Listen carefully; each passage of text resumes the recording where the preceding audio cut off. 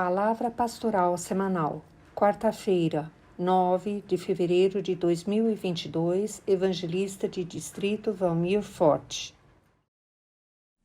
Muito boa noite a todos os irmãos e irmãs, amados servos, que é com alegria que podemos compartilhar essa palavra pastoral para essa quarta-feira, onde nós a encontramos na carta aos Romanos, no capítulo 8, no versículo 15, onde diz: porque não recebestes o espírito de escravidão para outra vez estardes em temor, mas recebestes o espírito de adoção, de filhos, pelo qual clamamos, Abba, Pai.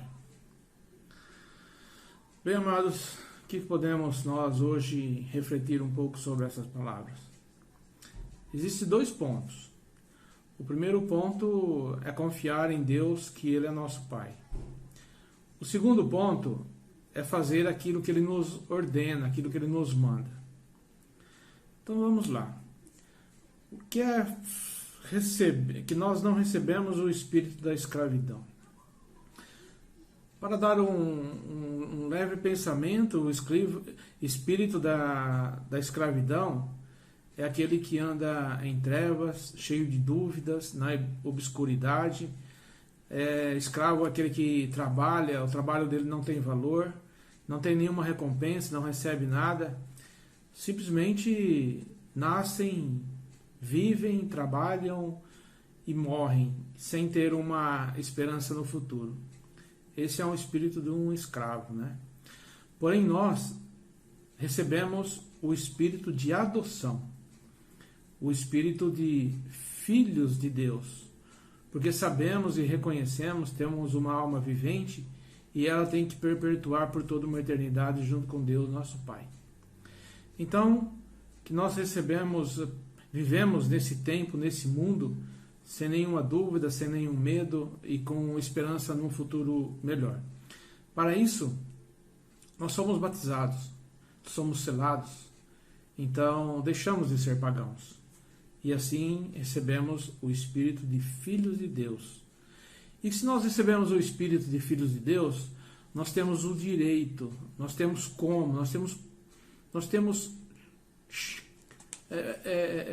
o direito de chamar a Deus de amado Pai, amado Deus, nosso Pai. O nosso Senhor Jesus Cristo mesmo nos ensinou a fazer isso. Quando pediram para Ele para nos ensinar uma oração, Ele disse: quando vocês orarem, orem assim: Pai nosso que estais nos céus. Então, tem nos colocado um Pai comum para todos, um Pai nosso, o nosso Pai, nosso amado Deus. E o próprio Jesus também, ele tinha o mesmo Espírito dele, que nós possamos encontrar ali em Gálatas, na carta do apóstolo Paulo aos Gálatas, no capítulo 4, no versículo 6 e 7, que fala assim: e porque sois filhos, Deus enviou aos vossos corações o Espírito do seu Filho, que clama, Abba, Pai.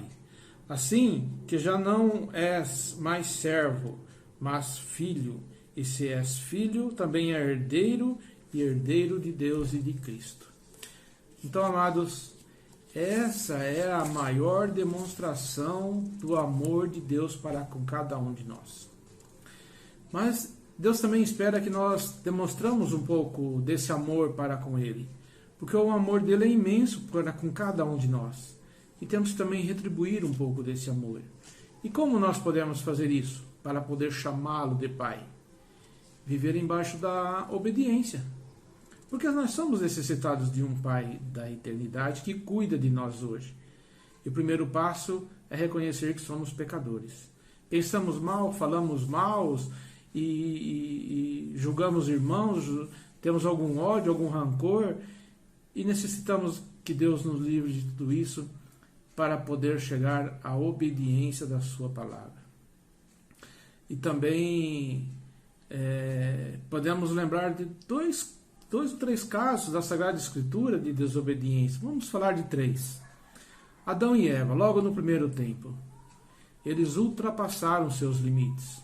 Deus colocou um limite para eles, e Deus falava com eles todos os dias, e Deus via e sabia do que estava acontecendo com eles, mas eles desobedeceram a Deus e ultrapassou os limites. Aí tentaram se esconder de Deus e não conseguiram. Não conseguiram porque Deus sabia tudo e via tudo e estava com eles. E Deus chamou a eles à reconciliação porque tinha feito aquilo. E um culpou o outro culpou o outro, culpou e repassou a culpa e ninguém assumiu a verdade. Ninguém se arrependeu. Ninguém chegou ali e disse: Deus, eu errei, eu desobedeci, necessito de ajuda. Ninguém, nenhum deles. E nós sofremos as consequências até hoje, não é? É como uma placa e um radar de multa. A placa é simplesmente um aviso. Nós podemos desobedecer a placa, mas se desobedecermos o radar, ali tem as consequências depois. Então, Deus tem chamado os seus filhos para o arrependimento, para viver cada dia melhor. E essa autoridade, não é autoridade de multar, não é autoridade, essa autoridade divina, Jesus Cristo deixou muito bem. Ele disse assim: o Pai me deu todo o poder no céu e na terra.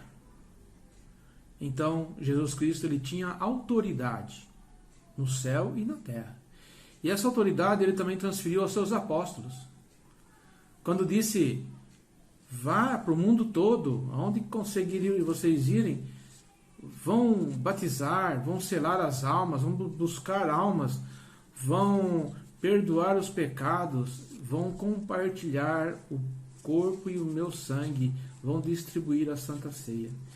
Essa autoridade Jesus Cristo deu também aos seus apóstolos.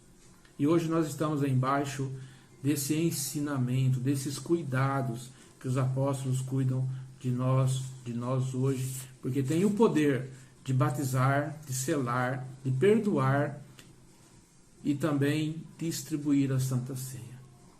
Numa outra passagem da Sagrada Escritura, fala-se de Jonas, um camarada que também desobedeceu a Deus. Deus pediu para ele descer numa cidade chamada Nínive, e ele desceu a Jope, pegou um navio, pagou a passagem e foi ao lado contrário, foi a Tarsis. E tentou se esconder de Deus. O que Deus fez? Mandou umas ondas no mar que agitasse o barco. E os comandantes, os marinheiros, não conseguiram, cada um orando para seu Deus, e não conseguiram diminuir a onda do mar. Até que acharam Jonas no fundo do porão, no escuro, e pediram para ele orasse ao seu Deus também.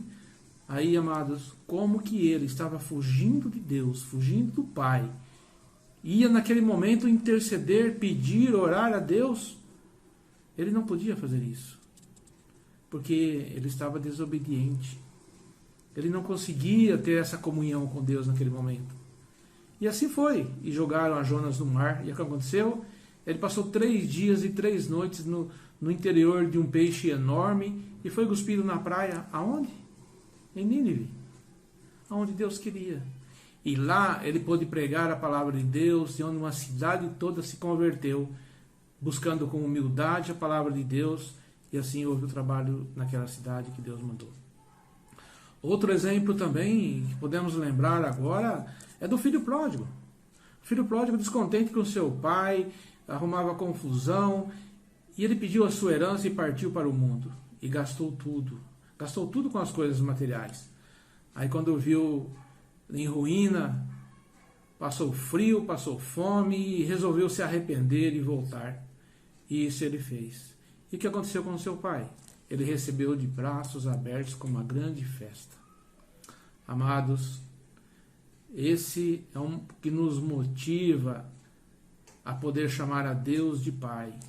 Que temos um Pai bondoso, amoroso, que nos recebe de braços abertos quando nos arrependemos daquilo que falamos, que pensamos, daquilo que é ruim, que nós pensamos ruim dos outros, né? Então, Deus nos recebe de braços abertos quando nós arrependemos. Também, amados, nós sabemos que Cristo morreu na cruz de braços abertos. Ele não cruzou o braço, em nenhum momento ele desistiu, mas ele está de braços abertos a receber a todos aqueles que se arrependem.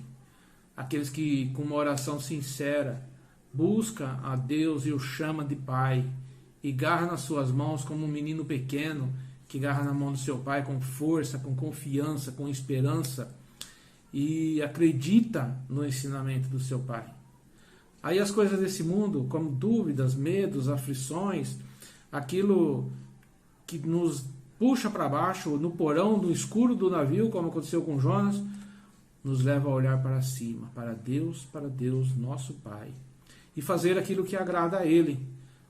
E aí recebemos bênção. Quantas bênçãos temos recebido hoje? Quanta ajuda Deus nos ajudou agora? Só por ouvir essas palavras já é uma bênção para cada um de nós. Então, amados, todos nós necessitamos de bênção e ajuda de Deus. Tá bem? Ficamos por aqui por essa palavra pastoral dessa quarta-feira. Que Deus abençoe a todos vocês, sempre juntos em cada oração. Amém.